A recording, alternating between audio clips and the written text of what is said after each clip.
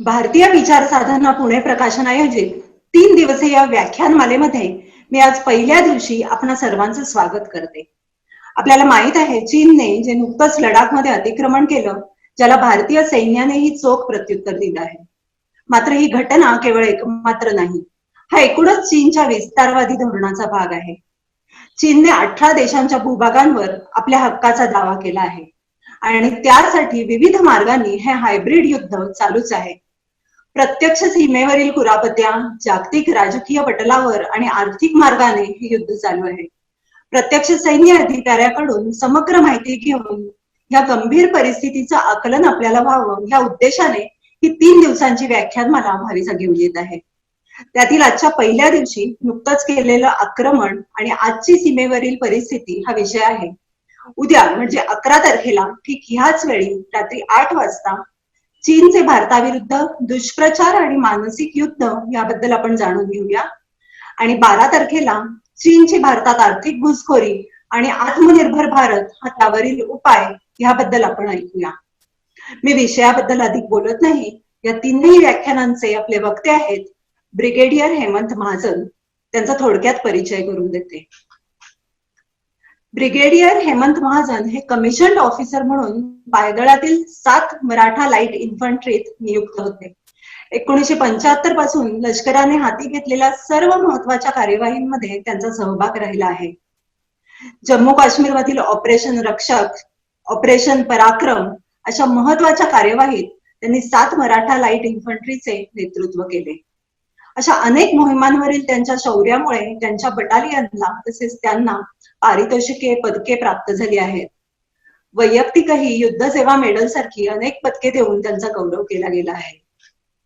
सेवा काळानंतर त्यांनी मार्गदर्शकाची भूमिका बजावत कॉलेजमध्ये राष्ट्रीय सुरक्षा तसेच युद्ध व्यवस्थापन विषयांमध्ये अध्यापन केले आहे.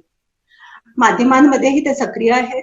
वृत्तपत्रीय लेखन, विविध चॅनल्सवरील चर्चासत्रे आणि वादविवाद यांमधील त्यांचा सहभागही आपण पाहिला आहे.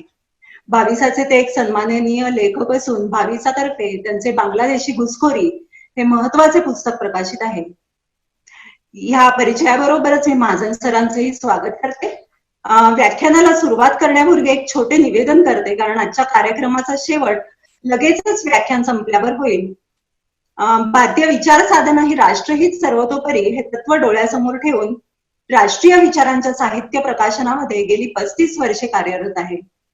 भारतीय संस्कृती, कला, विज्ञान, राष्ट्रीय व्यक्तिमत्वांची चरित्रे, बाल साहित्य, संघ साहित्य, अनुवाद अशा विविध प्रकारांची पुस्तके भाविसाकडून प्रकाशित आणि वितरित होत आहेत. करमणुकीला प्राधान्य न देता वैचारिक साहित्य निर्मिती करून वाचकासमोर आदर्श ठेवणे, वैचारिक दिशा दाखवणे आणि त्याद्वारे राष्ट्र निर्मितीत आपला लहानसा वाटा उचलणे या भूमिकेतून आम्ही कार्यरत आहोत. अधिक माहितीसाठी आमची www.bhavisa.org या वेबसाईटला तसेच फेसबुक पेजलाही जरूर भेट देत राहा. सध्याच्या काळात हे साहित्य आपल्यापर्यंत सुलभतेने पोहोचवण्यासाठी आम्ही एक नवी संकल्पना घेऊन येत आहोत. त्याबद्दल मी माहिती न सांगता आपण एक लहानशी क्लिप बघूयात आणि ह्या क्लिप नंतर लगेचच व्याख्यानाला सुरुवात होईल. त्यामुळे मी इथेच आपली रजा घेते. धन्यवाद. भारतीय विचार साधना ही प्रकाशन संस्था राष्ट्रीय विचारांच्या साहित्याची निर्मिती करते. भारतीय संस्कृती, कला, विज्ञान, राष्ट्रीय व्यक्तिमत्वांची चरित्र अशा अनेक प्रकारची सुमारे 675 पुस्तकं पुण्यातील भारतीय विचार साधना अर्थात भाविसानं प्रकाशित केली आहेत. कोविड प्रतिबंधाच्या काळात आपल्या वाचकांच्या सेवेत भाविसानंही न्यू नॉर्मलशी जुळवून घेत आपल्या वाचकांसाठी सर्व पुस्तकं डिजिटल स्वरूपात आणली आहेत. www.bhavisa.org या वेबसाईटवर केवळ 500 रुपये नोंदणी करून भाविसाच्या ई लायब्ररीतील सर्व पुस्तकं आपण वाचू शकता. ही प्रमोशनल ऑफर आहे. तसंच सदस्यत्वाचं दरवर्षी नूतनीकरण करावं लागेल. सध्या अनेक पुस्तकं ऑनलाईन स्वरूपात उपलब्ध आहेत. लवकरच एकंदर 2000 पुस्तकं ह्या ई लायब्ररीमध्ये समाविष्ट असतील. चला तर या राष्ट्रीय विचारांच्या साहित्याची निर्मिती करणाऱ्या भाविसाच्या ऑनलाईन ऑफरचा फायदा घेऊया आणि वाचनाचा ऑनलाईन आनंद घेऊया. जय हिंद. मी ब्रिगेडियर हेमंत महाजन भारतीय विचार साधनेच्या ई व्याख्यानमालामध्ये आपलं स्वागत करतो. सर्वात प्रथम मी भारतीय विचार साधण्याचा आभारी आहे की आज आपण मला सगळ्यांशी बोलण्याची संधी दिली. याला कारण अशी आहेत. एक तर सध्या 9 मे पासून चीन आणि भारताच्या सैन्यामध्ये लडाखमध्ये स्टँड ऑफ सुरू आहे आणि दोघेही सैन्य एकमेकाला समोरासमोर अशी उभी आहेत. आणि याच्या आधीचं बॅकग्राऊंड असं होतं की जानेवारीच्या शेवटच्या आठवड्यापासून किंवा फेब्रुवारीच्या पहिल्या आठवड्यापासून चीननी भारताविरुद्ध एक प्रचंड मोठं बायोलॉजिकल महायुद्ध सुरू केलं. त्याला करोना असं म्हटलं जातं, पण खरं त्याला चीनी व्हायरस हे म्हणायला पाहिजे, कारण हा व्हायरस चीनच्या वुहान प्रांतातून सुरू झाला होता आणि जगभर पसरला आणि भारतात पसरला. आणि यामध्ये भारताचं जेवढं नुकसान झालेलं आहे तेवढं नुकसान ज्या आधी भारत जेवढी युद्ध लढला होता त्या सगळ्या युद्धामध्ये झालेलं नव्हतं. म्हणजे आपण 47चं युद्ध लढलो, 1962, 1965चं युद्ध, 1971चं पाकिस्तानशी झालेलं युद्ध, 1999चं युद्ध, मग त्याच्यामध्ये सुरू झालेला दहशतवाद, त्याच्यानंतर काश्मीरमध्ये चाललेलं छुपं युद्ध, ईशान्य भारतातली इन्सर्जन्सी किंवा बंडखोरी, नक्षलवाद किंवा माओवाद जो मध्य भारतात आज सुद्धा सुरू आहे. त्या सगळ्या जेवढ्या हिंसात्मक कारवाया झाल्या या सगळ्यांना जरी आपण बेरीज केली त्यामध्ये जेवढं देशाचं नुकसान झालं त्याच्याहून जास्त नुकसान या करोना किंवा या चीनी व्हायरसमुळे झालं. तर आपल्याला हे अगदी साफ कळायला पाहिजे की हा जो व्हायरस आहे हे चीननी भारताविरुद्ध चालवलेलं महायुद्ध आहे आणि याची व्याप्ती 3ऱ्या महायुद्धाहून सुद्धा जास्त आहे. आणि 9 मेला स्टँड ऑफ झाला तर लोकांना वाटायला लागलं की आता परिस्थिती गंभीर झालेली आहे. परंतु अर्थातच जे रोजच्या रोज चीन काय करते याच्यावरती लक्ष ठेवत नाही तर त्यांना असं वाटतं की परिस्थिती गंभीर झालेली आहे.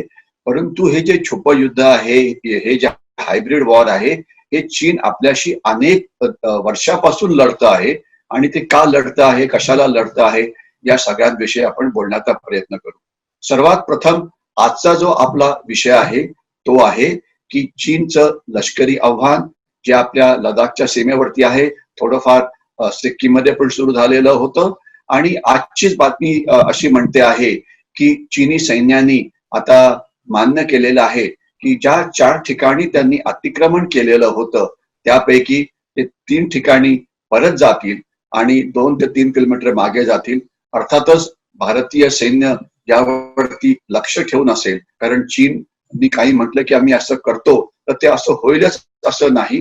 ते अनेक वेळा विश्वासघात करतात हे आपण बघितलेलं आहे. तर म्हणून जोपर्यंत हे पूर्णपणे व्हेरीफाय होत नाही की ते मागे गेले तोपर्यंत ते मागे गेले असं आपण समजायचं नाही. परंतु 4थ्या ठिकाणाचं काय, पँगँग सो लेक जिथे ते त्यांनी आत अतिक्रमण केलेलं आहे, तर या सगळ्यांवरती आपण बोलण्याचा प्रयत्न करू.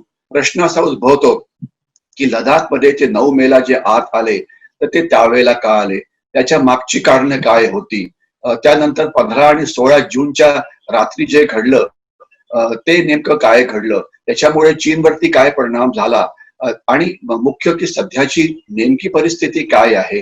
आणि याच्या पुढे जर चीननी पुन्हा एकदा आपला विचार बदली केला आणि ठरवलं की भारताशी युद्ध करायचं, मग ते छोटं युद्ध असो, एखादी समजा चकमक जशी 1967 साली झाली होती, किंवा एखादा मोठा जास्त स्टँड ऑफ जो 1978 साली सुंगदुरांगचू मध्ये झाला होता, किंवा डोकलाम सारखा स्टँड ऑफ तो आता संपलेलाच आहे, किंवा 1962 साली जसं आपलं चीनशी युद्ध झालं होतं तशा प्रकारचं युद्ध, किंवा त्याच्याहून जास्त युद्ध, मोठं युद्ध. तर असं सगळं झालं तर जे मिलिटरीचं आव्हान आपल्या समोर आहे ते नेमकं तोंड देण्याकरता आपण किती तयार आहोत याविषयी आज आपण या सगळ्या पैलूंवरती बोलू. आणि याच्यामध्ये सामान्य नागरिकांची जी भूमिका असते ती सुद्धा अतिशय महत्वाची असते. आणि महत्वाची अशा करता की यामुळे आपल्याला सामान्य नागरिकांना कळतं की नेमकं चीन काय करतं आहे आणि चीन आपल्याला कशा प्रकारे त्रास देत आहे. कारण मुख्य मुद्दा असा आहे की आता ज्या लढाया होत आहेत या आधीच्या होणाऱ्या लढायांपेक्षा जास्त भयंकर आहेत. थोडक्यात सांगायचं म्हटलं तर आपल्याला लक्षात हे घ्यायला पाहिजे की पहिल्या लढाया या सीमेवरती लढल्या जायच्या आणि त्या 3 आठवडे, 4 आठवडे, 5 आठवडे अशा चालायच्या. परंतु आता जी लढाई सुरू आहे ही 365 दिवस सुरू आहे आणि केवळ सीमेवरतीच नाही तर ती इतर ठिकाणी सुद्धा सुरू आहे. मी आपल्याला एक दोन नकाशे दाखवण्याचा प्रयत्न करतो, ज्यामुळे जे सध्या लढाई चाललेली आहे त्याविषयी आपल्याला कळेल.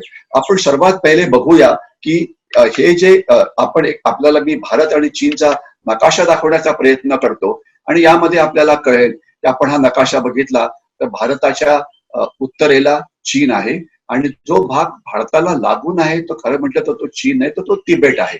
आणि जर भारताची आपण शेजारी राष्ट्र बघितली तर पाकिस्तान आपल्याला कशा प्रकारे त्रास देतोय आपल्याला माहिती आहे. त्याच्यानंतर आपण बघाल तर नेपाळ आहे, नेपाळ आपल्याला एखाद्या दिसत असेल. मग त्यानंतर भूतान आहे, मग त्याच्या खालती म्यानमार आहे आणि मधला जो भाग दिसतोय तिथे बांगलादेश आहे आणि त्याच्यावरती चीन आहे. आणि आपण भारताचा खालची नकाशा बघितला तर तिथे आपल्याला श्रीलंका दिसेल की जिथून सुद्धा चीन आपल्याला वेगवेगळ्या प्रकारचा त्रास देण्याचा प्रयत्न करतो. आणि आपल्याला तिथे डाव्या साईडला मालदीव पण दिसेल, जिथे पण चीन काय करतो आहे याच्या पुढे आपण बोलण्याचा प्रयत्न करू. आणि याच्यामध्ये दोन गोष्टींकडे आपलं लक्ष जायला पाहिजे. एक, बे ऑफ बेंगॉल मध्ये आपल्याकडे असलेली अंदमान आणि निकोबार आयलंड्स आहेत, जी आपल्याला एखाद्या वेळेस दिसत असतील. मी एरो पॉइंट करायचा प्रयत्न करतो. जिथे माझा एरो आहे तिथे बे ऑफ बेंगॉल मध्ये म्हणजे बंगालच्या उपसागरामध्ये तिथे नेमकं काय आहे तर अंदमान आणि निकोबार आयलंड्स अशी आहे. आणि डाव्या साईडला अरेबियन समुद्रामध्ये जे आहे ते म्हणजे आहे लक्षद्वीप आयलंड्स, की जी अतिशय उत्तम ठिकाणी आहे. म्हणजे भारताचा नकाशा तर आपल्याला लक्षात आला असेल आणि भारताच्या नकाशामध्ये आपल्याला 7,600 किलोमीटर जेवढी समुद्री सीमा आहे आणि जवळजवळ 16,000 किलोमीटर ही आपली जमिनी सीमा आहे. म्हणजे जमिनी सीमा आपली कोणाशी तर अर्थात पाकिस्तानशी, त्यानंतर चीनशी, मग नेपाळ आहे, मग भूतान आहे, मग म्यानमार आहे, मग बांगलादेश आहे. मग समुद्री सीमा कुठे तर इथून जी सुरू होते पूर्व किनारपट्टी मग पश्चिम किनारपट्टी इथपर्यंत जाते. आणि इकडे आपली इथे आपली मालदीव आणि मिनिकॉय ही आयलंड आहे. माफ करा, लक्षद्वीप आणि मिनिकॉय आयलंड्स आहेत. आणि इकडे जिथे मी माझा एरो दाखवतो आहे तिथे आपली नेमकी अंदमान आणि निकोबार आयलंड्स आहेत. हे सगळं आपल्या लक्षात घ्या. आता आपण फक्त 1-2 मिनिटाकरता चीनची परिस्थिती बघू की चीनची सीमा कशी आहे. आपण जर चीनकडे बघाल तर मी जास्त डिटेलमध्ये सांगायची इच्छा मी सांगत नाही आपल्याला. चीनची जवळजवळ 18 राष्ट्रांना जमिनी सीमा लागलेली आहे. आणि चीनचं जर आपण भौगोलिक स्थान बघितलं तर आपल्याला असं दिसेल की चीनला जो समुद्र आहे तो समुद्र फक्त या इथपासून इथपर्यंत समुद्र आहे. म्हणजे ही जी दाखवतो आहे ही चीनची समुद्री सीमा. जर आपल्याला माझा जर एरो नीट दिसत असेल तर. आणि इथे जो आहे तो इथे हा भाग आहे, याला साऊथ चायना समुद्र म्हटला जातो, याला ईस्ट चायना समुद्र म्हटला जातो, याला येलो चायना समुद्र म्हटला जातो आणि याला जपानचा समुद्र म्हटला जातो. आणि यामध्ये जी राष्ट्र चीनच्या जवळ आहेत, आपण समुद्राच्या किनाऱ्यात बघाल तर आपल्याला जपान दिसतं आहे, आपल्याला त्याच्यानंतर नॉर्थ कोरिया किंवा साऊथ कोरिया दिसतं आहे. आणि त्याच्या खालती जर आपण बघितलं तर इथे तैवान आहे की जे चीनच्या खूपच जवळ आहे. आणि साऊथ चायना समुद्राच्या मध्ये ते राष्ट्र आहेत आपल्याला दिसतातच आहे. लाओस आहे, व्हिएटनाम आहे, कंबोडिया आहे, इथे खालती मलेशिया आहे, इथे खालती सिंगापूर आहे, या भागामध्ये फिलिपिन्स आहे, माफ करा ही फिलिपिन्स तिकडे आहे. हे सगळे आपल्याला भाग दिसत आहेत. आणि अजून एक महत्वाचा भाग जो मला आपल्याला दाखवायचा आहे तो म्हणजे मलक्काची समुद्रधुनी की जी आपल्याला दिसते आहे मलेशिया म्हणजे सिंगापूर आणि इंडोनेशियाच्या मध्ये. मला खात्री आहे की आपण ती बघू शकाल. ही मी माझा एरो दाखवतो आहे. आणि ही एक अतिशय दाट अशी समुद्रधुनी आहे. त्याला म्हणता येईल की ही समुद्रातली एक खिंड आहे आणि इथून चीनचा 60-70% व्यापार हा जातो. हे आपल्याला आज कळणं हे महत्वाचं आहे. मी पटकन पुढे जातो. भारताची जी शेजारी राष्ट्र आहेत, पाकिस्तान आहे, अफगाणिस्तान आहे, नेपाळ आहे, भूतान आहे, बांगलादेश आहे, म्यानमार आहे आणि खालती श्रीलंका. इथे चीन घुसखोरी करायचा प्रयत्न करतो आणि इथून सुद्धा तो आपल्याला वेगवेगळ्या प्रकारचा त्रास देतो. आणि लक्षात ठेवा, मी जे म्हटलं होतं की चीनचं हे युद्ध आपल्याशी 365 दिवस सुरू आहे. कसं सुरू आहे? पाकिस्तान आपल्याला त्रास देतो, दहशतवाद सुरू आहे काश्मीरमध्ये, तिथून घुसखोरी होते आहे. नेपाळकडे बघितलं तर नेपाळचे पंतप्रधान ओली म्हणाले की अरे काय भारतीय हे चीनी व्हायरसपेक्षा सुद्धा जास्त धोकेदायक आहे. बांगलादेश मधून घुसखोरी बांगलादेशींची होत असते. म्यानमारच्या बाजूला आपले बंडखोरांचे कॅम्प्स आहेत. तर हे सगळं आपल्याला हे सगळं कळायला पाहिजे. आणि याच वेळेला मी आपल्याला एक तो नकाशा दाखवतो आहे. काही लोक म्हणतात की चीन हा भारताला चारी बाजूनी घेरण्याचा प्रयत्न करतो आहे. जमिनी सीमा तर मी आपल्याला दाखवली, आता मी आपल्याला समुद्री सीमा दाखवतो. आणि अनेक असे सो कॉल्ड एक्सपर्ट त्यांना वाटतं की चीन आज वेगवेगळ्या ठिकाणी त्यांचे लष्करी तळाची जाळी तयार करतो आहे, ज्यामध्ये आपण बघाल की ग्वाडार हे जे पाकिस्तान मधलं बंदर आहे तिथे दिसतंय आपल्याला, तिथे त्यांचं लष्करी तळ असावा. मग इथे श्रीलंकेच्या खालती हंबनतोटा नावाचं बंदर आहे, ते त्यांना आता 99 वर्षाकरता मिळालं, तिथे त्यांचं लष्करी तळ असावा. मग बांगलादेशमध्ये चितगांग आहे, आपण बघत असाल चितगांग दिसतंय तिथे, तिथे त्यांचा लष्करी तळ असावा. आणि हे बघा चितगांव. आणि इथे म्यानमारमध्ये सितवे नावाचं बंदर आहे, तिथे त्यांचा लष्करी तळ असावा. आणि तर म्हणून ते भारताला घेरता आहेत का? अजिबात नाही. त्याला हे जे त्यांचं तळाचं जाळं म्हटलं जातं, खरं म्हटलं तर हा त्यांचा सगळा व्यापारी रूट आहे. आणि चीनचा जो निळाने दाखवला जातो, आणि जवळजवळ चीनचा 60 ते 70% व्यापार इथून जातो.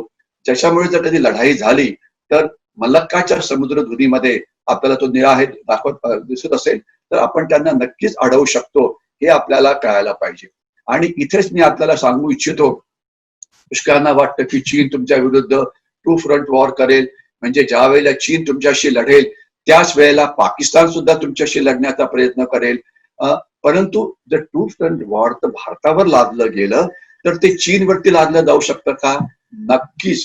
चीनवरती आपण टू फ्रंट काय, थ्री फ्रंट काय, अनेक फ्रंट वॉर हे लादू शकतो. आणि याकरता मला आपल्याला चाणक्य नावाचे जे आपले विद्वान होते त्यांनी जे हजारो वर्षापूर्वी म्हटलं होतं त्याची आठवण मी आपल्याला करू इच्छितो. ते म्हणाले होते की शत्रूचे शत्रू हे आपले मित्र असतात. तर चीनचे शत्रू कोण? चीनचे शत्रू एक तर जपान आहे, इथे साऊथ कोरिया आहे, आणि मग ही साऊथ चायना समुद्रातली राष्ट्र, ज्यामध्ये थायलंड आहे, ज्यामध्ये मलेशिया आहे, ज्यामध्ये इंडोनेशिया आहे, फिलिपिन्स आहे, तैवान आहे. तर हे सगळे आपले मित्र आहेत, हे लक्षात ठेवायला पाहिजे. आणि जर चीननी जर आपल्या विरुद्ध टू फ्रंट वॉर किंवा थ्री फ्रंट वॉर सुरू केलं तर आपण पण अशाच प्रकारचं लढाई ही सुरू करू शकतो. मी आता या सगळ्या विषयात बोलत नाही, कारण आपल्याला याच्याविषयी जास्त बोलायला वेळ नाहीये. परंतु मी आता आपल्याला एवढंच सांगू इच्छितो की जर मला जमलं तर मी आपल्याला एक अजून नंतर एक नकाशा दाखवण्याचा प्रयत्न करीन, ज्यामध्ये लडाखचा नकाशा मी आपल्याला दाखवण्याचा प्रयत्न करीन. ते मला आता लगेच दाखवता येईल की नाही मला हे माहिती नाही, परंतु त्याचा तो पण प्रयत्न मी करायचा प्रयत्न करतो. पण आता आपण सरळ आता जे लष्करी आव्हान चीनचं आहे त्याविषयी आपण बोलण्याचा प्रयत्न सुरू करू. त्याविषयी आपण बोलू आता. लष्करी आव्हान कसं आहे? चीननी याच्या आधी आपल्याला लष्करी आव्हान केव्हा दिलं होतं? आपल्याला आठवत असेल की सर्वात पहिलं चीन आणि भारताचं युद्ध 1962 साली झालं. मी आता लष्करी आक्रमणाचा इतिहास चीन आणि भारताचा आपल्याला सांगण्याचा प्रयत्न करतो आहे. तर 65 साली पहिलं युद्ध झालं, 4 आठवडे चाललं, आणि अनेकांना असं वाटतं की या युद्धामध्ये आपला पराभव झाला. परंतु ते बरोबर आहे का? तर थोडक्यात अजिबात बरोबर नाही. तो लष्करी पराभव नव्हता, तो आपल्या त्यावेळच्या राजकीय नेतृत्वाचा मनामध्ये झालेला परिणाम होता. कारण का मी असं का म्हणतो आहे?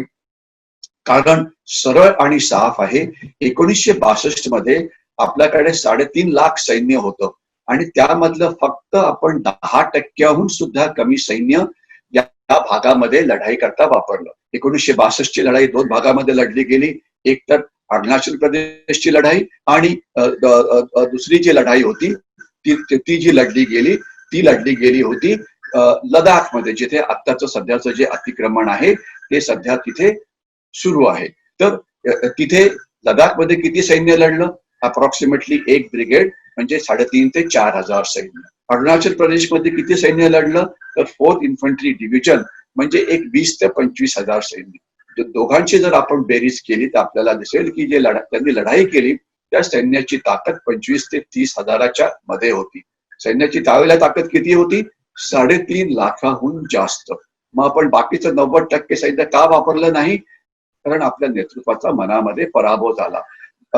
सैन्यामध्ये म्हण आहे, जोपर्यंत शेवटची गोळी फायर होत नाही, जोपर्यंत शेवटचा सैनिक मारला जात नाही, तोपर्यंत कुठलीही लढाई हरलो असं कधीही म्हणता येत नाही. म्हणून ही लढाई सैन्य हरलेलं नव्हतं. आपल्या राजकीय नेतृत्वाचा मनामध्ये पराभव झाला होता की आता चीन तेजपूरला पोहोचत आहे, चीन ईशान्य भारताला पूर्ण कट ऑफ करून टाकेल वगैरे. आणि याच युद्धामध्ये एअरफोर्स म्हणजे हवाई दलाचा अजिबात वापर झाला नाही. या माउंटन्स मध्ये म्हणजे डोंगराळ भागामध्ये त्यांचा वापर हा अतिशय चांगला होऊ शकतो. नेव्ही म्हणजे नौदलाचा वापर करण्यात आला नाही. आणि मी आपल्याला खालती दाखवलं की आपल्याला चीनला किती वेगळ्या प्रकारे त्रास देता आला असता, परंतु तसं काही झालं नाही. तर म्हणजे हा लष्करी पराभव नव्हता, हा एक राजकीय नेतृत्वाचा पराभव होता. त्यानंतर जी दुसरी चकमक आपली चीनशी झाली ती झाली 1967 मध्ये, ज्या वेळेला आपला सिक्कीम मध्ये नाथुला नावाचा भाग आहे, तिथे आपल्यातले अनेक जण पर्यटन म्हणून एखाद्या वेळेला गेले असतील. तर या नाथुला भागामध्ये त्यांनी आपलं सैन्याला आत अतिक्रमण करून घुसवण्याचा प्रयत्न केला. आणि तिथे त्यावेळेला आपले एक अतिशय आक्रमक सैन्याधिकारी होते, त्यांचं नाव जनरल सकत सिंग. ज्यावेळेस चीन सैन्याने अतिक्रमण केलं तर त्यांना अक्षरशः लष्करी पद्धतीने जनरल सकत सिंग यांनी हुसकावून लावलं. आणि जी लढाई तिथे झाली त्यामध्ये 350हून जास्त चीनी सैनिक हे मारले गेले. आणि त्याची किंमत अर्थात आपण 70 सैनिकांचे प्राण देऊन दिली. परंतु चीनला जो धडा मिळाला तर ते पुष्कळ वेळ ते शांत बसले. त्याच्यानंतर जी पुढची एक मोठी चकमक झाली ती म्हणजे 1986 साली झाली होती. ती सुमडोरॉंग चू नावाचा एक खोरा आहे अरुणाचल प्रदेशमध्ये. सुमडोरॉंग चू, चू म्हणजे नाला, चू म्हणजे नदी. तर गलवान चू, चू म्हणजे नाला किंवा नदी. तर तिथे झाली होती. तिथे चीनी सैन्य आत आलं होतं. तिथे पण आपले एक अतिशय आक्रमक असे सेनानी होते जनरल सुंदरजी. त्यांनी कोणाला विचारलं नाही, सरळ भारतीय सैन्याला जाऊन चीनी सैन्याच्या मागे उभं केलं. चीन घाबरला आणि तिथून तो मुकाट्याने परत गेला. त्याच्यानंतर मात्र काय झालं तर त्यानंतर चीननी आपल्याशी वेगवेगळ्या प्रकारचे करार करायला सुरुवात केली. आणि सर्वात पहिला करार 1900 मला वाटतं, मला नीट तारखा आठवत असेल तर 97 साली झाला. मग त्याच्या पुढे 3-4 अजून करार झाले. त्याच्यात मी जास्त डिटेल्स मध्ये जात नाही, कारण हा काही कॉलेजचा क्लास नाहीये. परंतु काही वर्षांमध्ये चीनशी आपण अनेक करार केले. या कराराचं नाव होतं पीस आणि ट्रँक्विलिटी अग्रीमेंट, म्हणजे सीमेवरती शांतता कशी ठेवायची ज्या विषयीचे झालेले ते करार होते. आणि त्या करारामध्ये अनेक कलमं आहेत, पण त्याच्यातली मी फक्त 2-3च आपल्याशी सांगण्याचा प्रयत्न करतो. नंबर 1, इथे शस्त्र वापरली जाणार नाही. नंबर 2, जिथे जिथे आपल्या दोघांच्या मध्ये मतभेद असतील की हा भाग आमचा की तुमचा, तर त्या भागामध्ये पेट्रोलिंग दोन्ही राष्ट्र करू शकतील. परंतु तिथे जर आपण समोरासमोर आलो तर एकमेकावरती शस्त्र फायर करायचे नाही. फक्त फलक दाखवायचा, एखादा फळा दाखवायचा किंवा एखादा बॅनर दाखवायचा आणि सांगायचं की तुम्ही आमच्या भागामध्ये आला आहात. आणि मग नंतर आपण वाटाघाटी करायच्या. तर चीननी आपल्याला या आंतरराष्ट्रीय कायद्यामध्ये चांगलं अडकवलं. आणि त्यानंतर चीन अनेक वेळा आपल्या भागामध्ये घुसखोरी करायचा, आपण त्यांना फलक दाखवायचो. नंतर मग त्यांनी आपल्यावरती मानसिक दबाव टाकण्याकरता काय केलं तर त्यांनी त्या भागामध्ये आपल्याशी धक्काबुक्की करायला सुरुवात केली, म्हणजे आपल्या सैनिकांशी. आणि अशी जी धक्काबुक्की झाली तर त्याचं उत्तर अर्थातच भारतीय सैन्य धक्काबुक्की करून द्यायचं. त्याने जर आपल्याला एक धक्का मारला तर आपण त्यांना 2 धक्के मारायचो. म्हणजे म्हणजे आपले तथाकथित तज्ञ सांगायचे सरकारला की बघा, भारत आणि चीनच्या सीमेवरती एक पण गोळी फायर झालेली नाही, किती शांतता आहे. ही शांतता त्या तथाकथित तज्ञांकरता असेल, परंतु भारतीय सैन्याकरता नव्हती. कारण धक्काबुक्की ही नेहमीच धक्का आणि बुक्की असं नसायचं, अनेक वेळा त्याच्याहून जास्त सुद्धा व्हायचं. याचे अनेक व्हिडिओज आपल्याला काही वेळा सोशल मीडियावरती बघायला मिळतात. परंतु एवढं नक्की की आपण त्यांना जशाच तसे उत्तर सैनिकी लेव्हलला नक्कीच द्यायचो. तर हे सगळं सुरू होतं. मग त्यानंतर त्यांची आक्रमकता थोडीशी जास्त वाढली होती. आपल्याला कल्पना आहे की ज्या वेळेला डोकलामचा इश्यू झाला, डोकलामला खरं म्हटलं तर डोलाम म्हणायला पाहिजे, पण डोकलामचे नाव का पडलं मला माहिती नाही. तर डोलाम ही जी जागा आहे की जिथे 3 राष्ट्रांच्या सीमा मिळतात, भारत, चीन आणि भूतान. तर या भागात त्यांनी भूतानवरती अतिक्रमण करण्याचा प्रयत्न केला. आणि भूतान आणि भारताचा जो करार झालेला आहे त्याप्रमाणे जर गरज पडली तर भूतानचं रक्षण करण्याकरता भारताचं सैन्य वापरलं जाईल, हा असा थोडक्यात तो करार आहे. आणि त्याकरता पुष्कळसं भारतीय सैन्य हे भूतानच्या आत सुद्धा असतं. त्याच्याविषयी मी जास्त बोलणार नाही की भूतानची रक्षण करण्याची जबाबदारी ही आपली नक्कीच आहे, ज्यामध्ये कोणाच्या मनामध्ये शंका नसावी. तर तिथे 72 दिवस तो स्टँड ऑफ चालला डोकलाममध्ये आणि त्यानंतर त्यांनी दादागिरी करायचा प्रयत्न केला. त्यांना वाटलं की भारतीय सैन्य घाबरेल, म्हणेल की अरे ट्रायल जंक्शनला की जो भाग तुमचा नाही तिथे तुम्ही का आमच्याशी भांडाभांडी करता आहात. परंतु नाही, आपण आंतरराष्ट्रीय कराराचं पालन केलं आणि चीनला तिथून परत जावं लागलं. त्याच्यानंतर आता आपण सरळ 9 मे वरती येऊ, कारण 9 मेला चीननी आपलं पहिलं अतिक्रमण केलं लडाखमध्ये. लडाखमध्ये ते 4 ठिकाणी झालं. पहिला भाग होता गलवान, जो आपल्याला अतिशय ओळखीचा झालेला आहे. दुसरा भाग होता त्याला देप्सांग म्हटलं जातं, तिसरा त्याला हॉट स्प्रिंग म्हटलं जातं आणि चौथा भाग जो आहे त्याला पँगँगसो लेकचा एरिया असं म्हटलं जातं. पँगँगसो एक तलाव आहे, जवळजवळ 130-140 किलोमीटरची लांबी आहे आणि 20-25 किलोमीटर काही 2 ते 3 किलोमीटर पासून तर जास्त अशी त्याची अनेक ठिकाणी रुंदी आहे आणि जवळजवळ हे मला वाटतं 15-15.5 हजार फूट इतक्या उंचीवरती असलेलं तळ आहे, ज्याच्यावरती बर्फ यायला लागतो ज्यावेळेस बर्फ सुरू होतो, पण बाकीच्या वेळेला तिथे 6-7 महिने तिथे पाणी असतं. तर इथे पण त्यांनी अतिक्रमण केलं. ज्या भाग तिथे अनेक डोंगर आहेत, त्या डोंगरामधून नदी आणि नाले तयार होतात आणि बर्फ वितळला की ते पाणी जाऊन थांबतं याच्यामध्ये आपल्या पँगँगसोच्या तलावामध्ये आणि तिथे त्या पाण्याचा तो तलाव मोठा निर्माण झालेला आहे. अतिशय ब्युटिफुल एरिया आहे, परंतु तिथे सुद्धा चीननी अतिक्रमण करण्याचा प्रयत्न केला. आता ज्यावेळेला हे अतिक्रमण झालं, यावेळेला चीनी सैन्य हे जास्त आक्रमक होतं. जास्त आक्रमक म्हणजे काय, तर त्यांनी जे आपण आंतरराष्ट्रीय करार केला होता त्यामध्ये त्यांनी म्हटलं होतं की या भागात आम्ही शस्त्रास्त्रांचा वापर करणार नाही. त्यांनी मात्र या भागामध्ये ज्यावेळेस ते यावेळेला आले, हाताबरोबर आपल्या बरोबर ते दंडे घेऊन आले होते, म्हणजे काठ्या, आपल्या बरोबर ते लोखंडी खांब म्हणजे कांबा घेऊन आले होते. त्या दंड्यांवरती तार वगैरे लावलेलं होतं आणि त्यांनी ज्यावेळेस पहिल्या वेळा त्यांना भारतीय सैन्याने थांबवण्याचा प्रयत्न केला, तर त्यावेळेस त्यांनी दंड्याच्या मदतीने भारतीय सैन्यावरती हल्ला केला. अर्थातच आपण करार पाळणारे अतिशय ऑनेस्ट असा देश, आपण असे काही दंडे आपल्या जवळ ठेवलेले नव्हते आणि त्यामुळे पहिल्या वेळा आपण नक्कीच जास्त जखमी झालो. परंतु त्यानंतर आपण प्रत्येक वेळेला चीनला जशास तसे असं उत्तर दिलं आहे, यामध्ये काही डाऊट नको. कारण अनेक वर्तमानपत्रामध्ये असं दाखवलं होतं की अरे बिचारे भारतीय सैनिक, त्यांच्यावरती दंड्याने हल्ला केला. भारतीय सैनिक बिचारे नाहीत, ते जशास तसे कसे उत्तर द्यायची त्यांना कल्पना आहे आणि जर आपला एक भारतीय सैनिक जखमी झाला असेल तर आपण त्याच्या दुप्पट किंवा तिप्पट चीनी सैनिकांना जखमी केलं आहे, यामध्ये कोणाच्याही मनामध्ये शंका नको. हे मी आपल्याला पुन्हा एकदा क्लिअर करू इच्छितो. बिचारे वगैरे हा शब्द भारतीय सैनिकांकरता नाही. आणि भारतीय सैनिक, अनेक जण म्हणतात की 20 भारतीय सैनिक मारले गेले, त्यांना सांगा की अहो चीनी सैनिक मारले गेले त्याच्याविषयी पण बोला ना. 54 चीनी सैनिक मारले गेले आणि अनेक शेकडो जखमी झाले, त्याच्याविषयी कमी बोलतात आणि फक्त भारतीय सैनिक जखमी झाले आणि भारतीय सैन्यांवरती अन्याय होत असं दाखवलं जातं. तसं नाही. भारतीय सैन्य स्वतःचं रक्षण करण्याकरता समर्थच आहे, परंतु सीमेचं रक्षण करण्याकरता सुद्धा समर्थ आहे. तर 9 मेला हा स्टँड ऑफ सुरू झाला आणि त्यावेळेला काही म्हणजे एक्सपर्टना असं वाटलं की अरे म्हणजे जसं झालं डोकलामच्या वेळेला की ते थांबतील आणि मग असं मग आपण बोलत राहू आणि मग ते परत जातील. परंतु यावेळेला त्यांची आक्रमकता ही जास्त होती.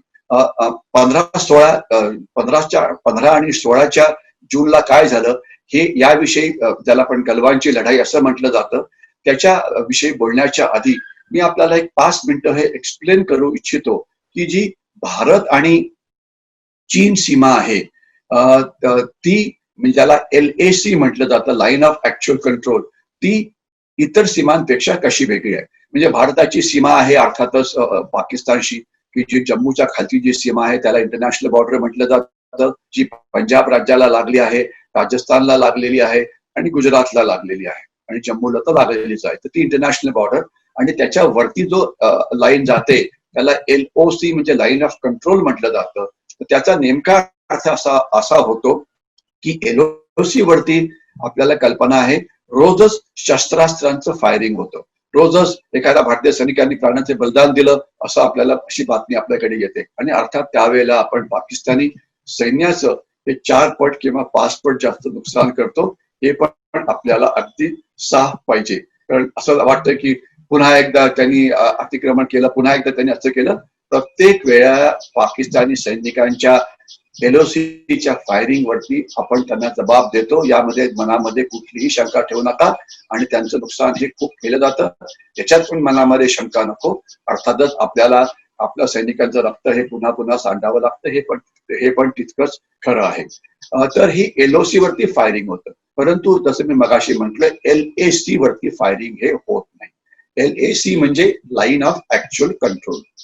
आता यावरती दोन्ही देशांमध्ये मतभेद आहेत आणि हे मतभेद कधी जे सॉल्व्ह होतील, जो बाउंड्री डिस्प्यूट आहे तो कधी संपेल असं कोणीतरी विचारलं तर त्याचं उत्तर आहे कधीच नाही. कारण चीनला तो कधी संपायचाच नाही. त्यांना त्याचा वापर करून भारताला वेगवेगळ्या प्रकारे त्रास द्यायचा आहे. तो कसा त्रास द्यायचा आहे, ते हायब्रिड वॉर कसं आहे, याविषयी मी अजून जास्त नंतर बोलण्याचा प्रयत्न करेन. तर एलएसी वरती काही जागा आहेत की जिथे आपण म्हणतो की जी लाईन आहे त्याच्या काही भाग जो चीनच्या बाजूला आहे तो भाग आमचा आहे, तो चीनने आम्हाला परत द्यावा. आणि चीन म्हणतं की काही भाग हा भारताच्या बाजूला आहे, तो भारताने त्यांना परत द्यावा. तर ही जी याला डिस्प्युटेड एरिया असं इंग्लिशमध्ये म्हटलं जातं. आणि डिस्प्युटेड एरिया जेवढा जिथपर्यंत तो जातो, ती जी लाईन असते जिथपर्यंत जमीन त्यांना पाहिजे, त्याला एक क्लेम लाईन म्हणजे आम्हाला इतका भाग पाहिजे अशी असलेली लाईन म्हणून म्हटलं जातं. तर डिस्प्युटेड एरिया आणि क्लेम लाईन. तर आता चीननी जे अतिक्रमण केलं 2 किलोमीटर आत, 3 किलोमीटर आत, 4 किलोमीटर आत, हे जवळजवळ या सगळं हे डिस्प्युटेड एरियामध्ये झालेलं आहे की जिथे हा आम्हाला पाहिजेच ते तिथे ते आलेले आहे. आणि आंतरराष्ट्रीय कराराप्रमाणे ते जसे आले आपल्याला दिसलं, लगेचच त्यांना भारतीय सैन्याने थांबवलेलं आहे. इथे होतं काय की इथे आपल्याला म्हणजे आंतरराष्ट्रीय करारामुळे आपण इथे रस्ते पण बांधत नव्हतो, आपण तिथे आपले डिफेन्सेस म्हणजे खंदक किंवा बंकर्स असे तयार करत नव्हतो. त्यामुळे आपलं चीनचं सैन्य दिसायला लागलं की आपण पळत पळत जाऊन त्यांना थांबवण्याचा प्रयत्न करायचो. त्यामध्ये अर्थातच त्याला अर्धा एक तास वेळ लागेलच. परंतु मुख्य सर्वात जे आपला तिथे वीक पॉइंट होता ते म्हणजे त्या भागात आपल्याकडे नसलेले रस्ते. चीनचे रस्ते हे पूर्ण चीन समुद्र पोहोचले होते अगदी सीमेपर्यंत येऊन. मात्र आपले जे रस्ते आहेत ते मात्र सीमेपर्यंत पोहोचलेले नव्हते. आणि आपले काही काही घाबरट म्हणजे ऍडव्हायसर्स, घाबरट लोक सांगायचे की नाही नाही, आपण या भागात रस्ते बनवायला नको, कारण चीनला राग येईल. आणि चीनला राग येईल म्हणून रस्ते बनवायचे नाही. रस्ते बंद नसल्यामुळे आपण जर चीनी सैन्याला थांबवायचं म्हटलं अतिक्रमण करताना, तर अर्थातच आपल्याला जास्त वेळ लागेल. काही काही ठिकाणी तर पोहोचायला 5-5, 6-6 दिवस लागायचे, जोपर्यंत चीनी सैन्य हे तिकडनं मागे गेलेलं असायचं. तर म्हणजे हे अशा प्रकारचा हा उंदीर आणि मांजराचा खेळ हा या ठिकाणी सुरूच असतो. म्हणजे जवळजवळ 300-400 वेळा अशा प्रकारची अतिक्रमण वेगवेगळ्या भागामध्ये होत असतात. हे आपल्याला अगदी साफ कळायला पाहिजे. ते आपल्याला दिसलं की आपण लगेच त्यांना थांबवतो आणि त्यांना मागे ढकलण्याचा प्रयत्न करतो. हे सत्य गोष्टी आपल्याला माहिती पाहिजे. आता एलएसी वरती फायरिंग होऊ शकत नाही. मग नेमकं काय करायचं, तर आपल्याला म्हणजे शस्त्र असून सुद्धा आपण त्याचा वापर करू शकत नाही. आज लडाखमध्ये 3 ठिकाणी चीनी सैन्य परत जाणार आहे. पँगँग लेक मध्ये बसून ते जाणार नाहीयेत. तर त्यांच्यावरती आपण हल्ला करून त्यांना बाहेर काढू शकतो का? त्याचं उत्तर आहे की मिलिटरीली हे नक्कीच शक्य आहे. परंतु आंतरराष्ट्रीय कायद्यामुळे आपले जे हात बांधले गेले होते, आता असं म्हटलं जातं की आता भारतीय सैनिकांना स्वतःच आत्मरक्षण करण्याकरता जर शस्त्रांचा वापर करावा लागला तर ते करावा असं त्यांना सांगण्यात आलेलं आहे. तर बघूया असं नेमकं ते म्हणजे जमिनीवरती त्याच्यावरती कशा प्रकारे कारवाई केली जाते. तर एलएसी विषयी मी आपल्याला सांगण्याचा प्रयत्न केला, अतिक्रमण कसं जरी सांगण्याचा प्रयत्न केला.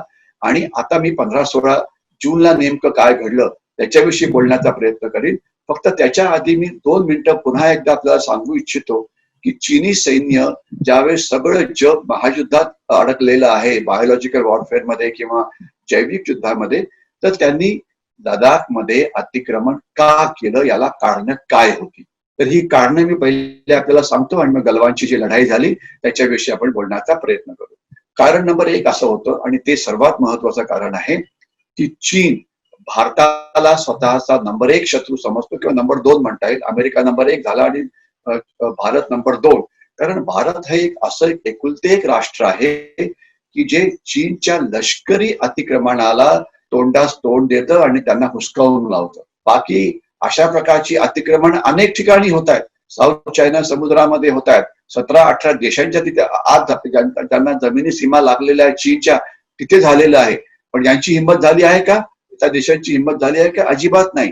नेपाळ आपल्याशी भांडतं आहे की हा रस्ता आपण जो बांधलाय तो आमच्या भागेत आहे, परंतु त्यांना हे पण माहिती की त्यांच्याच भागात चीनने अतिक्रमण केलं आहे रस्ता बनवताना. त्याच्याविषयी त्यांची बोलण्याची हिंमतच नाहीये. आणि त्याचप्रमाणे समुद्री अतिक्रमण जे साऊथ चायना समुद्रामध्ये होतं आहे, तिथे या राष्ट्रांची काही बोलायची हिंमतच नाहीये. मग ते इंडोनेशिया असो की फिलिपिन्स असो की असो. आता अर्थात त्यांनी भारताचं प्रत्युत्तर बघून आता बोलायला तर सुरुवात केलेली आहे, परंतु लष्करी ताकद वापर करण्याची त्यांची अजून हिंमत राहिलेली नाहीये. तर ते एक मुख्य कारण होतं. आणि दुसरं, चीनला भारताला प्रतिस्पर्धी म्हणून पुढे येऊ द्यायचं नाही. तर भारतात शांतता राहिली तर भारताचा विकास होईल आणि भारत व आर्थिक प्रगती एवढी करेल की तो चीनचा एक प्रतिस्पर्धी बनेल. म्हणून भारताला चीनला पाकिस्तानच्या मदतीने भारतीय उपखंडामध्ये दहशतवादामध्ये, नक्षलवादामध्ये, हिंसात्मक आंदोलनामध्ये अडकवून ठेवायचं आहे, ज्यामुळे चीनला पुढे जायला वेळ मिळेल आणि भारत आणि भारतीय एकमेकाच्या भांडणात फक्त ते गुंतलेले असतील. तर हे दुसरं महत्वाचं कारण. मग लोकल कारणं अनेक होती की 2014 पासून आपण आता या भागात रस्ते बनवायला सुरुवात केलेली आहे. रस्ते पाहिजे, कारण रस्त्याचा फायदा काय होतो? त्यामुळे सैन्याची हालचाल सोपी होते. दारुगोळा लागला तर तो जाऊ शकतो. सैन्याला एका ठिकाणून दुसऱ्या ठिकाणी जर हलवायचं असेल तर ते होऊ शकतं. त्याच्याशिवाय चीनी अतिक्रमणाला आपल्याला प्रत्युत्तर हे पटकन देता येऊ शकतं. तर हे सगळे फायदे आहेत रस्त्याचे. तर तो आता रस्ता बांधला गेला 270 किलोमीटरचा, की जो लेह पासून सुरू होतो, पँगँग तो लेक पासून तो जाऊन मग गलवान आणि गलवानच्या मागून म्हणजे तो दौलत बेग ओल्डी या ठिकाणी पोहोचतो. आणि त्याच्यातला अर्धा रस्ता हा जी LAC आहे त्याला समांतर आहे, म्हणजे त्याला पॅरलल आहे. त्यामुळे त्या भागात जर चीनी अतिक्रमण झालं तर अर्थातच आपल्याला त्यांना पटकन प्रत्युत्तर देता येईल. हा त्याचा रस्त्याचा मोठा फायदा आहे. चीन म्हणालं की तुम्ही हा रस्ता थांबवायचा. आपण सांगितलं की नाही, आम्ही थांबणार नाही, आम्ही रस्ता बांधूच. त्यामुळे चीनला अजून एक राग आला होता. चीनला अजून एक राग याचं कारण म्हणजे आपण म्हणजे त्यांच्या वन बेल्ट आणि वन रोड मध्ये सामील झालेलो नाही. तर त्याच्यानंतर त्यांनी आपल्या म्हणजे करोनामुळे किंवा चीनी व्हायरसमुळे जे स्टॉक मार्केट कोसळलं, आर्थिक व्यवस्था कोसळली, तर चीन त्याचा फायदा घेऊन आपल्या कंपन्यांचे शेअर्स अर्ध्या किमतीमध्ये विकत घेण्याचा प्रयत्न करत होता. आणि आपण ते थांबवलं, की जे अतिशय एक बरोबरचं पाऊल होतं. आपण म्हटलं की अजिबात नाही, कारण याच्यामुळे आमच्या कंपन्या तुम्ही अर्ध्या किमतीत विकत घेता. म्हणून आता करोनाच्या वेळेला कुठल्याही शेजारी राष्ट्रांना भारतीय कंपनीमध्ये शेअर्स विकत घेता येणार नाहीत, म्हणून चीनला पुन्हा जास्त राग आलेला आहे. त्याच्याशिवाय एवढंच नव्हे तर त्यांचे जे टेक्नॉलॉजिकल सेक्टरमध्ये जे आपण अनेक त्यांना कॉन्ट्रॅक्ट मिळत होते ते आपण आता थांबवायचा प्रयत्न केलेला आहे. त्यांची फॉरेन डायरेक्ट इन्व्हेस्टमेंट थांबवण्याचा प्रयत्न केलेला आहे. त्याच्याशिवाय अनेक इतर गोष्टी आहेत की ज्यामुळे त्यांना राग आला असावा असं काही जणांचं म्हणणं आहे. पण त्यांना राग आला असावा की नाही हे महत्वाचं नाही. जिथे जिथे आपलं राष्ट्रीय हित मध्ये येतं तिथे आपण आपल्या राष्ट्रीय हिताचं रक्षण करायला पाहिजे. हा एक सर्वात महत्वाचा जो मुद्दा आहे तो मी आपल्या समोर मांडू इच्छितो. आता मी सरळ 15 आणि 16 जूनला जे रात्री घडलं त्याविषयी बोलण्याचा प्रयत्न करीत. त्याला गलवानची लढाई असं म्हटलं जातं. नेमकं त्याच्या आधी परिस्थिती काय होती? तर परिस्थिती अशी होती की त्या भागामध्ये 16 बिहार ही बटालियन होती. आपल्या कोर कमांडर लेवलला बैठका झाल्या आणि त्यामध्ये असं ठरलं की आता या भागातून जे चीनी सैन्य आहे ते परत जाईल. आणि जी त्यांची 9 मेच्या आधीची जागा होती, म्हणजे जिथे ते पहिले होते तिथे ते परत जातील आणि अतिक्रमण हे पूर्णपणे काढण्यात येईल. परंतु म्हणून ते बघण्याकरता 16 बिहारचे जे कमांडिंग ऑफिसर होते कर्नल बाबू, ते आपले 35 जणांची एक तुकडी घेऊन त्या भागात ते तिथे गेले होते. ज्यावेळेस ते तिथे गेले त्यांनी बघितलं की चीनी सैन्य मागे गेलेलं नव्हतं आणि उलट ते तिथे अजून जास्त तंबू म्हणजे आणत होते. तर त्यांनी त्यांना विचारलं की तुम्ही असं का करता आहात? तुम्ही मागे जायचं मान्य केलं होतं. परंतु या वेळेला चीनी सैन्याने एक सर्वात मोठा विश्वासघात केला. त्यांनी त्यांच्याशी काही बोलण्याच्या ऐवजी त्यांनी त्यांच्यावरती दंडुके, लोखंडी खांब या मदतीने त्यांनी हल्ला केला आणि त्यांना गंभीररित्या जखमी केलं. आता त्यांच्याबरोबर त्यांचे 35 सैनिक होते. त्यांच्याकडे हातात काही नव्हतं, कारण आंतरराष्ट्रीय कायदा म्हणतात की तुमच्याबरोबर काहीही नको. तर ते त्यामुळे त्यांच्याकडे काही नव्हतं. परंतु ज्या वेळेला कर्नल बाबू हे जखमी झाले, त्यांच्याबरोबर असलेल्या 35 सैनिकांना एकदम प्रचंड राग आला. कारण असतं की इन्फंट्री बटालियन मध्ये किंवा पायदळामध्ये किंवा भारतीय सैन्यामध्ये त्यांच्या कमांडिंग ऑफिसरला, जो त्यांचा सिनियर मोस्ट असतो, कर्नल हुद्द्याचा अधिकारी, त्यांना एक देव माणूस समजलं जातं. आणि तुमच्या देवावरती किंवा तुमच्या वडिलांवरती किंवा तुमच्या सर्वात महत्वाच्या माणसावरती जर कोणी हल्ला केला तर ते कुटुंब जसं उसळून उठेल, तसं या सैनिकांचं झालं. त्यांनी विचार केला नाही की आम्ही फक्त 35च आहोत आणि तिथे जे चीनी सैनिक आहेत ते याकरता तयार होते. तरी 100-150 सैनिक तिथे पहिलेच आणून ठेवलेले होते. त्यांनी न विचार करता त्यांच्यावरती एकदम प्रतिहल्ला केला आणि त्यामध्ये त्यांनी चीनी सैनिकांचे दंडुके शिसकावले. त्यांनी त्याच्याकरता त्यांची पिटाई केली. त्यानंतर त्यांचे लोखंडी काम हे केले आणि ती लढाई जवळजवळ 1-1.5 तास अशी चालली. आणि अर्थातच त्याच वेळेला त्यांनी मागे निरोप पाठवला होता की आम्ही असं प्रतिहल्ल्यामध्ये जातो आहे, अजून आम्हाला मदतीला पाठवा लोक. तर 16 बिहारचे काही जण, 150-200 जण जे मागे होते ते पटकन पुढे आले. त्यांना यायला अर्धा-पाऊण तास लागला. आणि तिथेच काही आपले घातक प्लाटून सुद्धा होते, म्हणजे कमांडो प्लाटून सुद्धा होते. तर असे आपले 150-200 सैनिक त्या भागामध्ये येऊन पोहोचले. आणि चीन याकरता पहिलेच तयार होतं, तरी तिथे 500-600 इतके सैनिक आणलेले होते. आणि मग 15-16ची रात्र तिथे जे घडलं ते एक पाषाण युगातलं युद्ध होतं.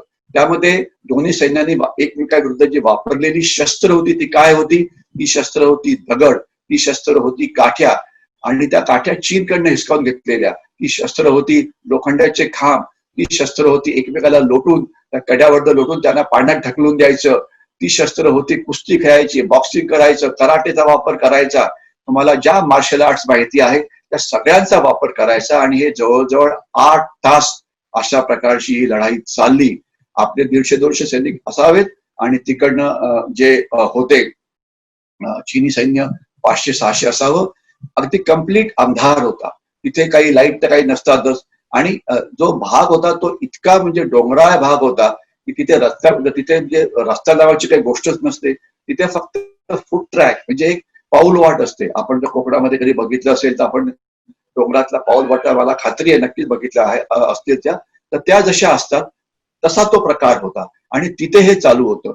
ज्या वेळेला 16ची सकाळ उघडली आणि हे युद्ध जे होतं ते थांबलं, तर त्या युद्धात आपल्याला मग असं दिसलं की ज्याच्यामध्ये आपण आपले 20 सैनिकांनी आपले प्राण दिले होते, ज्यामध्ये कर्नल बाबू एक होते, आणि 54 चीनी सैनिकांना आपण त्या भागामध्ये मारलेलं होतं. 20च्या बॉडीज, त्यांची पार्थिव आपणच चीनी सैनिकांना हँडओव्हर केली. आणि ज्याच्याशिवाय त्यांचे शेकडो सैनिक हे जखमी झाले होते गंभीररित्या. हे आपल्याला कसं कळालं? आपण एक तर डोळ्यांनी बघितलं, दुसऱ्या जखमी सैनिकांना मागे घेऊन जाण्याकरता तिथे एवढ्या मोठ्या संख्येने चीनी हेलिकॉप्टर्स आली की त्यांना तिथे यायचं काहीच काम नव्हतं. हे सगळं दिसलं. आणि अर्थात त्यांची जे इंटरसेप्ट जे ते रेडिओ सेटवरती बोलतात त्यामध्ये सुद्धा हे पुढे आलं. तर अशा प्रकारे गुप्तहेर माहिती, रेडिओवरती त्याच्या बातमी ऐकणं, त्यांच्या हेलिकॉप्टर्सना बघणं आणि स्वतः त्यांच्या फिजिकली बॉडीज त्यांना हँडओव्हर करणं, या सगळ्यांमुळे ही जी नेमकी संख्या आहे त्या संख्येविषयी, ती संख्येचा आपण अनुमान हा लावलेला आहे. परंतु आपल्याकडचे काही भारतीय किंवा पण चीननी ते जाहीरच केलं नाही. अरे कुठलंही सैन्य आमचे जास्त सैनिक मारले गेले असं कधी जाहीर करेल का? या लोकांना विचारा की असं कधी होतं का? कधीच होणार नाही. कारण ते लपवण्याचा प्रयत्न करतात की असं काही झालंच नाही म्हणून ते. परंतु ते झालं. आणि याचं एक सर्वात मुख्य उदाहरण की जे चीनी जनरल होते, ज्या चीनी जनरलनी हे सगळं नियोजन केलं होतं, त्यांना गलवानच्या लढाईनंतर बडतर्फ करण्यात आलं. जर ही लढाई चीनच्या दृष्टीने जर चांगली लढाई असती तर त्यांना बडतर्फ केलं असतं का? अर्थातच अजिबात नाही. त्यांना बडतर्फ हे केलं गेलं नसतं. परंतु ते बडतर्फ झाले. याच्यावरनं त्यांनी केवढी मोठी चूक केली. त्यांना वाटलं की आपण जर कमांडिंग ऑफिसरला जर मारलं भारतीय सैन्याच्या, तर बाकीचे भारतीय सैनिक घाबरून जातील आणि मग ते न लढताच पळून जातील आणि आम्ही पुन्हा या भागामध्ये ही लढाई जिंकू. परंतु तसं झालं नाही. आणि या लढाईमध्ये अजून एक दोन गोष्टी आपल्याला कळायला पाहिजे. अंधाराच्या रात्रीमध्ये आपले काही सैनिक त्यांच्या भागात जाऊन पोहोचले होते, त्यांचे काही आपल्याकडे आले होते, त्यांच्या काही सैनिकांना आपण पकडलं, आपल्या काही सैनिकांना आपण त्यांच्या सैनिकांना आपण पकडलं, आपल्या सैनिकांना त्यांनी पकडलं आणि नंतर मग अर्थातच त्यांना परत करण्यात आलं. आणि आपण जे सैनिक त्यांचे पकडले होते त्यामध्ये एक त्यांचे कमांडिंग ऑफिसर कर्नल हुद्द्याचे अधिकारी होते. हे लक्षात यायला पाहिजे की आपले कमांडिंग ऑफिसरला ज्यावेळेस मारलं, आपण प्रतिहल्ला करून त्याचा बदला घेतला, परंतु चीनचे कमांडिंग ऑफिसर जे पकडले गेले होते त्यांना सोडवण्याकरता कोणीही आलेलं नव्हतं. हा दोन्ही सैन्यातला फरक हा आपल्याला कळायला पाहिजे. तर या लढाईमध्ये नेमकं काय झालं? या लढाईमध्ये शौर्य, धैर्य, टीम स्पिरिट, देशाकरता काहीतरी करायची वृत्ती आणि आक्रमकपणा आणि माहित होतं की अरे आपल्याकडे शस्त्र आहेत, आपल्याकडे दंडुके पुरेसे नाहीत, आपल्याकडे दगड पुरेसे नाहीत, तर आपण लढाई करता तयारच नव्हतो.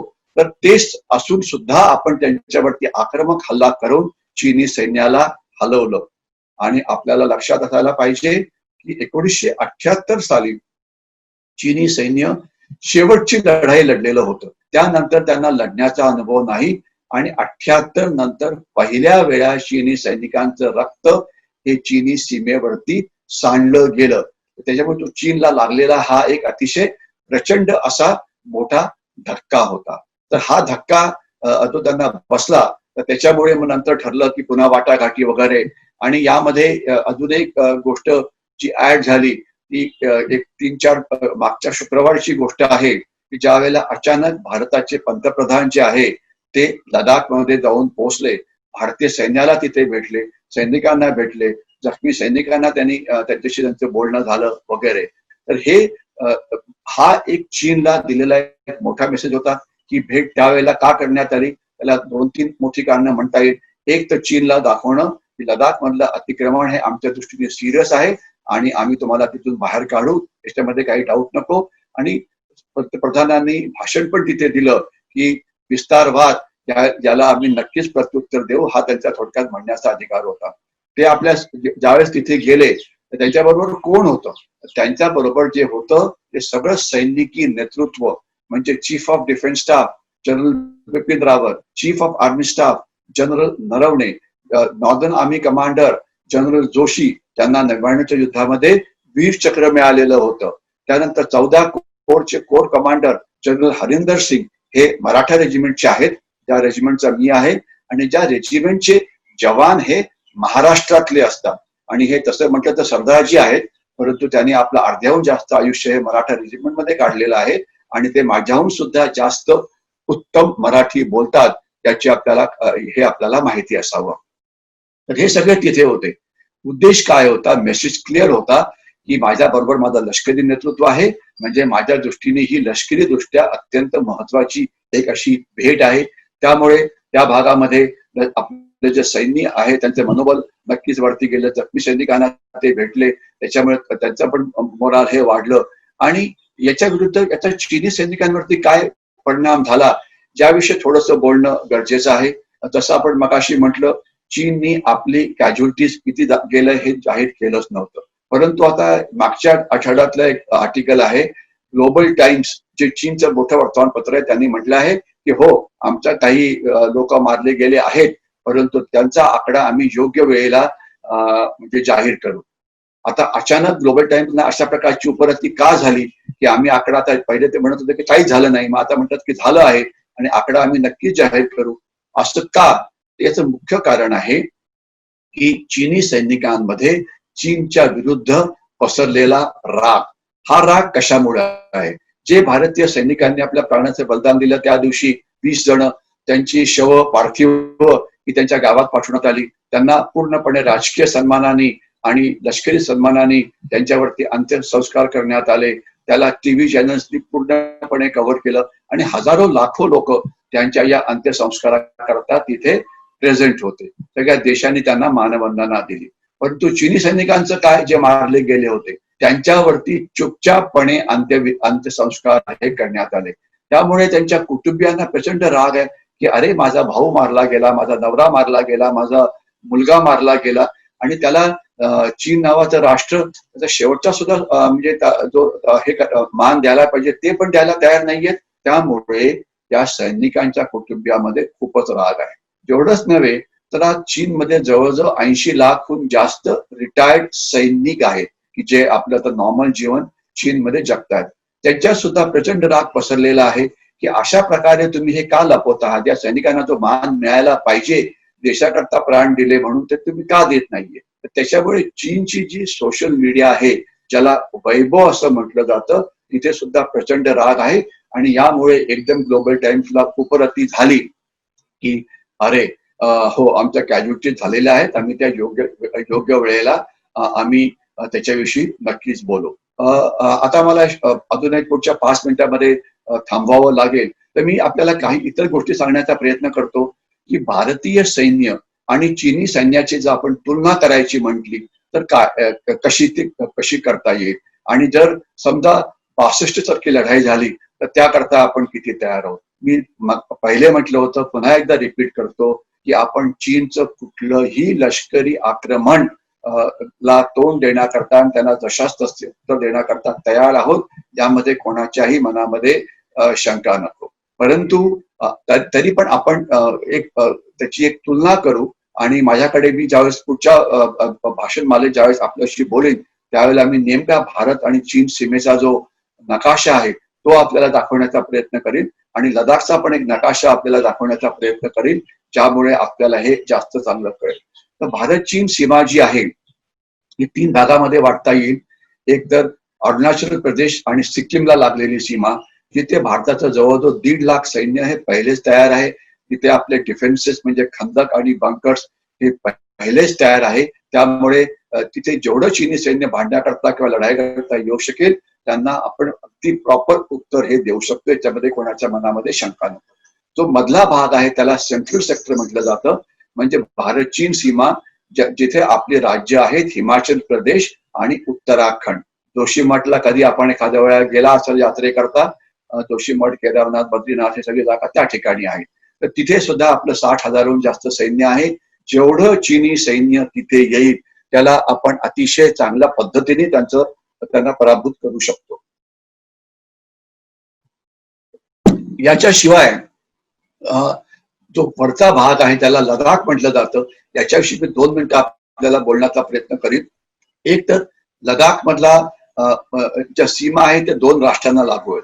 चीनला तर लागू आहे, ज्याला आपण LAC म्हणतो, आणि दुसरी पाकिस्तानला पण लागू आहे, जिथे पाकिस्तानचा गिलगिट आणि बाल्टिस्तान भाग तिथे आहे.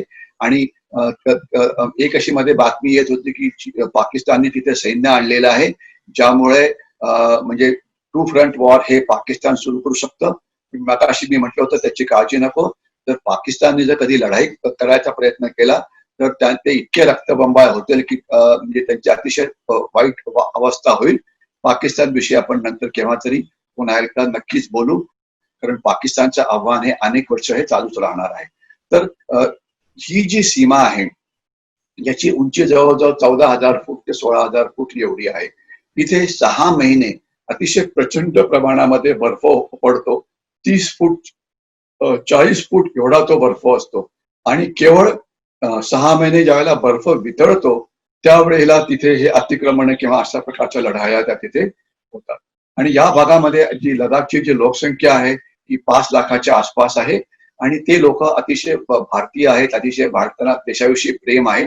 आणि त्यांना अर्थातच या लढाईमुळे नक्कीच त्रास होणार, कारण जिथे त्यांची जनावरं चरायला जायची, चराऊ जमिनी किंवा ग्रासलँड किंवा असं, त्यांना तिथे आता जाता येत नाही, कारण त्या भागामध्ये आपलं सैन्य आहे आणि जिथे आपलं सैन्य आहे त्यांना आपण तिथे जाऊ देऊ शकत नाही.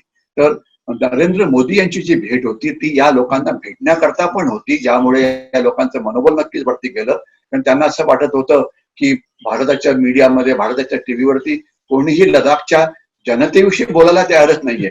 अरे तुम्ही आमच्या मागे आहात की नाही? उलट काही लोकांनी त्यांना फक्त अजून जास्त घाबरवण्याचा प्रयत्न केला की अजून चीनी आत आले तुम्हाला कसं होईल. परंतु या भेटीमुळे त्यांना संदेश जरूर मिळाला की पूर्ण देश हा तुमच्या मागे उभा आहे आणि तुमचं रक्षण करण्याकरता भारतीय सैन्य जे गरज पडेल ते नक्कीच करेल. तर ही 3-4 महत्वाच्या गोष्टी होत्या ज्या चीनला यामुळे कळायला असतील.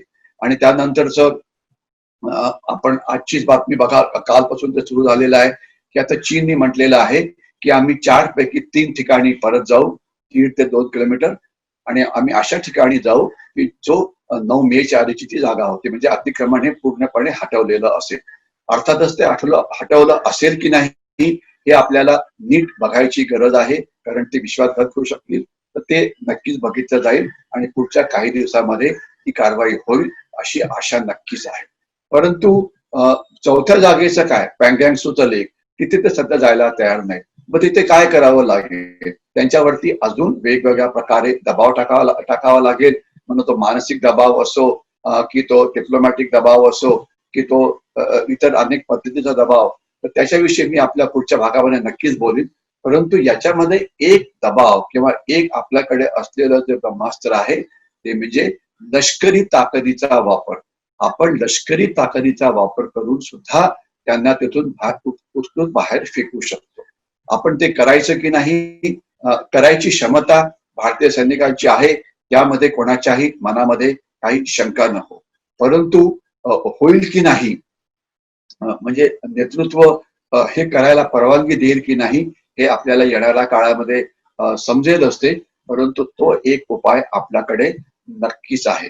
तर 16 बिहारनी जो त्या भागामध्ये पराक्रम गाजवला, ज्यामुळे चीनी सैन्य रक्तबंबाळ झालं, ज्यामुळे ते 4 पैकी 3 ठिकाणी परत गेले, तर ही जी लढाई आहे, ज्याला गलवानची लढाई म्हणता येईल, ही भारताच्या इतिहासामध्ये एक अतिशय शूर पद्धतीने झालेली लढाई असं म्हणता येईल. आणि एवढंच नव्हे तर लडाखमध्ये 1962 साली एक लढाई झाली होती, त्याला रेझांगलाची लढाई म्हटलं जातं. तिथे भारताच्या कुमाऊ रेजिमेंटनी चीनी सैनिकांचं पुढे येणारं म्हणजे आक्रमण ते थांबवलं होतं आणि 100 सैनिकांनी तिथे आपल्या प्राणाचे बलिदान दिलं. आणि ती लढाई एक अतिशय प्रसिद्ध लढाई म्हणून समजली जाते, ज्यामध्ये 2 परमवीर चक्र ही सुद्धा देण्यात आलेली होती.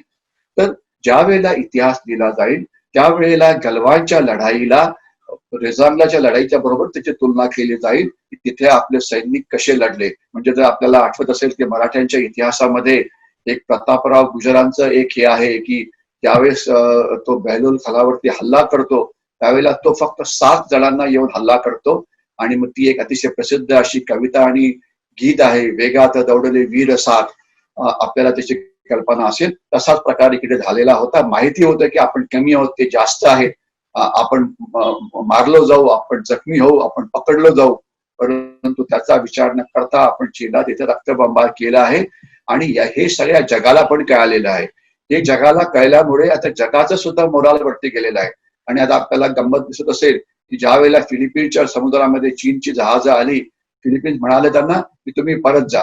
जपानच्या समुद्रामध्ये एक चीनी पाणबुडीने प्रवेश केला, लगेच जपानने आपली जी फायटर एअरक्राफ्ट आहेत ती आकाशात उडवली त्या चीनी पाणबुडीचा पाठलाग करण्याकरता. अर्थात ते पळून गेले ती गोष्ट वेगळी.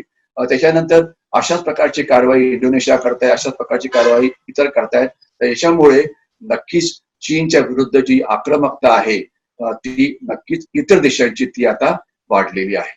आता वेळेच्या अभावी मी काही लष्करी ऍस्पेक्ट जे कव्हर करू शकलो नाही त्याच्याविषयी मी पुढच्या मध्ये बोलण्याचा प्रयत्न करीन की चीनचं लढाईचं नेतृत्व कसं आहे, चीनचे जे सैनिक आहेत त्यांची लढण्याची क्षमता किती आहे, भारतीय सैनिकांच्या लढण्याची क्षमता किती आहे, त्याच्यानंतर भारतीय नेतृत्व हे कसं आहे, शस्त्रसज्जता आपली कशा प्रकारची आहे.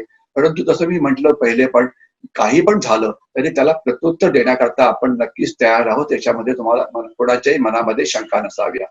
परंतु या लढाईशिवाय जे लष्करी अतिक्रमण आहे किंवा लष्करी लढाई आहे त्याच्याशिवाय चीन आपल्याशी अनेक वेगवेगळ्या पद्धतीने लढत आहे.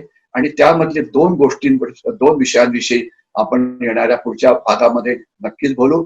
एक म्हणजे चीनचं भारताविरुद्ध चाललेलं प्रोपगंडा वॉर, त्याला तुम्ही अपप्रचार युद्ध म्हणू शकता, दुष्प्रचार युद्ध म्हणू शकता, डिसइन्फॉर्मेशन वॉर म्हणू शकता, सायकोलॉजिकल वॉर म्हणू शकता.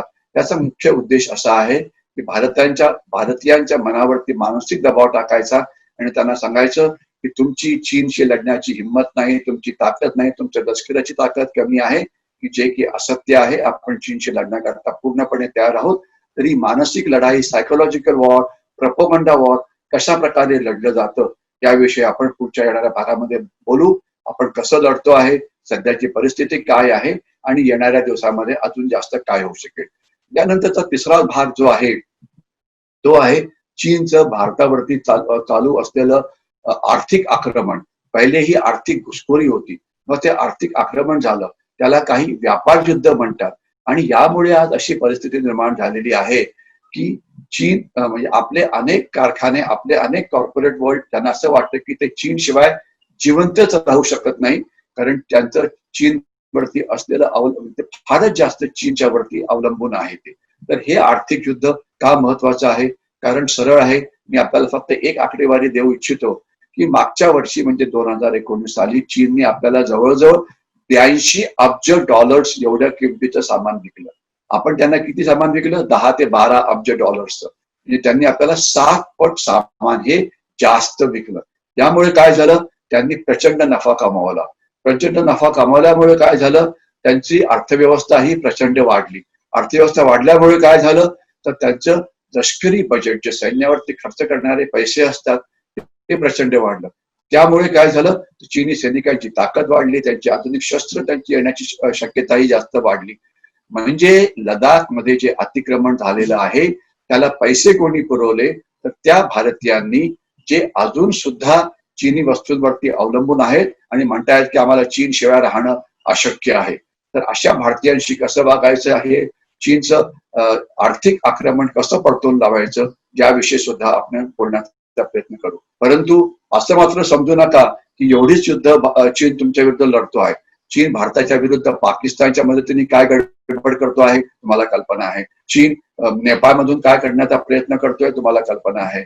चीन म्यानमार मधून ईशान्य भारतातल्या बंडखोरांना कसा मदत करतोय त्याची आपल्याला कल्पना असेल. चीन मध्य भारतामध्ये जे माओवादी आहेत त्याचं खूपच आपल्या मीडियामध्ये कौतुक केलं जातं. अर्बन नक्षलचा शब्द सुद्धा वापरला जातो. ते आपल्याला कसा त्रास देतात, तो हिंसाचार कसा आहे याची आपल्याला कल्पना आहे. आणि त्यांना चीन कशी मदत करतो याची पण आपल्याला कल्पना असावी. म्हणजे लडाख मधलं अतिक्रमण हे चीननी भारताच्या विरुद्ध चालवलेल्या हायब्रिडचा केवळ एक भाग आहे. आणि इतर भागामध्ये प्रोपगंडा वॉर आहे, सायकोलॉजिकल वॉर आहे, डिसइन्फॉर्मेशन वॉर आहे, इकॉनॉमिक वॉर आहे, इकॉनॉमिक सबव्हर्शन आहे, मीडिया वॉर आहे, लीगल वॉर आहे, आंतरराष्ट्रीय कायद्याचा गैरवापर आहे, डिप्लोमॅटिक वॉर आहे.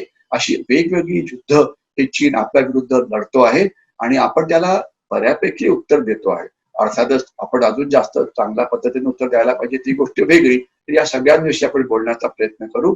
आणि मी आता इथेच थांबतो. आपल्याला जर काही प्रश्न असतील, काही सांगायचं असेल तर आपण ते जरूर आपल्या त्या चॅट आहे त्यामध्ये घालावं, ज्यावरती उत्तर देण्याचा प्रयत्न हा येणाऱ्या भागामध्ये नक्कीच केला जाईल. शेवटी थांबायच्या आधी मी आपल्याला एकच मेसेज देऊ इच्छितो. एक तर आपण भारतीय सैन्याला मदत करू शकता. भारतीय सैनिकांच्या मागे उभं राहून त्याकरता चीनवरती आपल्याला 100% आर्थिक बहिष्कार हा टाकावाच लागेल. आणि ज्यामध्ये प्रत्येक सामान्य नागरिकाची भूमिका ही महत्वाची आहे. नंबर 2, तो प्रोपगंडा वॉर चीन करता आहे त्याला बळी पडू नका. आपण स्वतःच्या देशाचं रक्षण करण्याकरता समर्थ आहोत, त्याची आपल्याला काळजी नको. एवढे 2 मेसेजेस देऊन मी इथेच थांबतो.